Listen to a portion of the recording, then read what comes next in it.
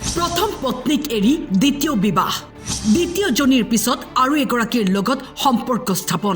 অৱশেষত গাড়ীৰ ভিতৰতে ভাৰতীয় সেনাৰ জোৱানজনে পত্নীৰ লগত কৰিলে ভয়ংকৰ কাণ্ড। প্ৰথম এটা বিয়া পাতিলে, সেইটো এৰি কিনি আকৌ নতুন এটা বিয়া পাতিলে মোক বাইদেউ।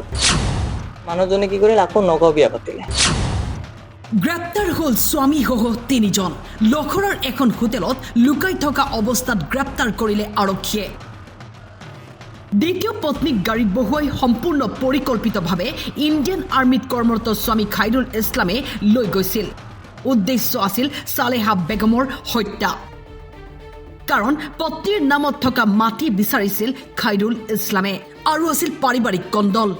তাৰ ডিমাণ্ড আছিল যে তাৰ যিটো গুৱাহাটীৰ মাটি তাৰ দেউতাই কিনি দিছিল, মানে মোৰ আংকেলে কিনি দিছিল, তো সেই মাটিটো তাৰ নামত কৰি দিব লাগে। আৰু তাৰ গাড়ী যিটো আছে, যে গাড়ীবিলাক লৈ কিনে আপোনালোকে চাইছে, সেই গাড়ীটো মোৰ বাইদেউৰ নামত। সি কৈছিল যে মোৰ নামত লিখি দিব লাগে। গোৱালপাৰাৰ পঞ্চৰত্নৰ ঘোঁৰাৰ টেকত পত্নীক গাড়ীৰ ভিতৰতেই হত্যা কৰি দুৰ্ঘটনাৰ ৰূপ দিয়াৰ চেষ্টা স্বামীৰ। কালি 2টামান বজাত আমাৰ গোৱালপাৰা ডিষ্ট্ৰিক্টত নাৰায়ণ সেতু যিটো আছে তাৰে আউটপোষ্টৰ ওচৰত পেট্ৰলিং টিমে এখন গাড়ী পাইছিল, ক'লা ভেনু গাড়ী। তাতে এটা ফিমেল বডি পাইছিল। তাৰপিছত তেওঁলোকৰ টিম গ'ল, তাৰে ছিনিয়ৰ অফিচাৰখিনি ভিজিট কৰিলে। ৰাতিপুৱা ভিজিট কৰি অলপ সন্দেহ হ'ল যে এক্সিডেণ্ট যদিও হৈছে, কিন্তু তেনেকুৱা গাড়ীখনত বিশেষ ডেমেজ নাই আৰু মানুহজনৰ যিখিনি সাধাৰণতে ইঞ্জুৰি থাকিব লাগে সেইখিনি পোৱা নাছিল। সেই ডাউট হওঁতে তেওঁলোকে খা খবৰ কৰিলে। পিছত তেওঁলোকৰ ঘৰৰ মানুহে সেই ভিডিঅ'টো ফেচবুকত দেখিলে, তেওঁ ভাইকে দেখিলে, যিজন আমাৰ ভিক্টিম আছিল ছালেহা বেগম। তেওঁ ভাইকে ফেচবুকত পালে যে এনেকৈ বাইকৰ বডিটো তাত আছে। লগে লগে ভাইকে আমাৰ থানাটো জনালে যে এনেকুৱা এটা ঘটনা হৈছে। তো আমাৰতো ইমিডিয়েটলি আমি গোৱালপাৰা ডিষ্ট্ৰিক্টৰ ছিনিয়ৰ অফিচাৰৰ লগত আলোচনা কৰিলোঁ, কি হৈছে ঘটনাখিনি। ইনপুটছখিনি ল'লোঁ। ইনপুটছখিনি লৈ পেলাই যেতিয়া গম পালোঁ এনেকুৱা এটা আমাৰে ইয়াৰে ফটাশিলৰ আছিল, তাৰ পৰা ৰাতি কালি ঠিক 9:40 মানত যিখিনি তেওঁলোকৰ ৰিলেটিভৰ গম পালোঁ, 9:40 মানত দুজন ব্যক্তিয়ে, তেওঁলোকৰ পিছত গম পালোঁ তেওঁ হাজবেণ্ড বুলি কৈছে, হাজবেণ্ডে আৰু লগত এজন ব্যক্তিয়ে, অচিনাক্ত মানে ব্যক্তিয়ে আহি পেলাই জোৰদবস্তি লৈ গৈছে গাড়ীত, মানে ভৰাই পেলাই লৈ গৈছে। পুৱতি নিশা আৰক্ষীয়ে উদ্ধাৰ কৰিছিল মহিলাগৰাকীৰ মৃতদেহ। ড্ৰাইভাৰৰ আসনত বহি থকা অৱস্থাত উদ্ধাৰ হৈছিল মৃতদেহটো। কিন্তু আৰক্ষীৰ তদন্তত ওলাই পৰিল সত্যা। পিছত গৈ আমি যিখিনি CCTV ফুটেজ আছিল, সেই ফুটেজখিনি আমি চালোঁ।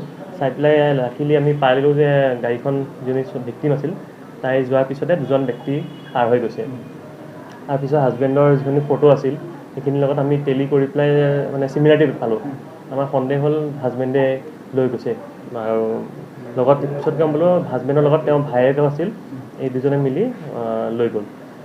আৰু ৱাইফে এখন পাৰ্লাৰত কাম কৰে, মানে আমাৰ উলুবাৰীত আছিল পাৰ্লাৰখন, তেওঁ নিজৰ পাৰ্লাৰ। এই পাৰ্লাৰৰ পৰা যেতিয়া ৰাতি আহিছিল 9:30 বজাত, এই ভিক্টিমক ফ'ল' কৰিলে আৰু আন্ধাৰৰ সুযোগ লৈ তেওঁক গাড়ীত উঠাই লৈ গুচি গ'ল। গাড়ীখনত চলাবৰ কাৰণে তেওঁ ভিনিয়েক এজন আছিল, যিজন আমাৰ হাজবেণ্ড, তেওঁ হাজবেণ্ডৰ ভিনিয়েকক আনিছিল, গাড়ী চলাইছিল। আৰু পিছৰ চিটত খাইৰুল আৰু তেওঁৰ ভায়েক ইনজামাম হক, তেওঁ আৰ্মিত কাম কৰে, ৰাজপুত ৰেজিমেণ্টত কাম কৰে। ইনজামাম হক আৰু খাইৰুলে চিটত বহাই পেলাই তেওঁলোকৰ ঘৰৰ ফালে লৈ গৈছিল। ঘৰলৈ লৈ যাম বুলি জবৰদস্তিকৈ লৈ গৈছিল। কিন্তু তাৰ ৰাস্তাটো বিভিন্ন কথাত কাজিয়া পেচাল লাগিল, মানে মাটি লাগে, গাড়ী লাগে। সেই এটা সময়ত মানে হিতাহিত জ্ঞান হেৰাই পেলাই হত্যা কৰা বুলি আমাৰ আগত ইতিমধ্যে কৈছে। অৱশেষত গ্ৰেপ্তাৰ হ'ল স্বামী, স্বামীৰ ভাতৃ আৰু সম্পৰ্কীয়। লখৰাৰ এখন হোটেলত আত্মগোপন কৰি থকা অৱস্থাত আৰক্ষীয়ে গ্ৰেপ্তাৰ কৰে আটাইকেইজনক। আৰক্ষীৰ আগত পত্নীক হত্যা কৰাৰ কথা স্বীকাৰ কৰে খাইৰুল ইছলামে।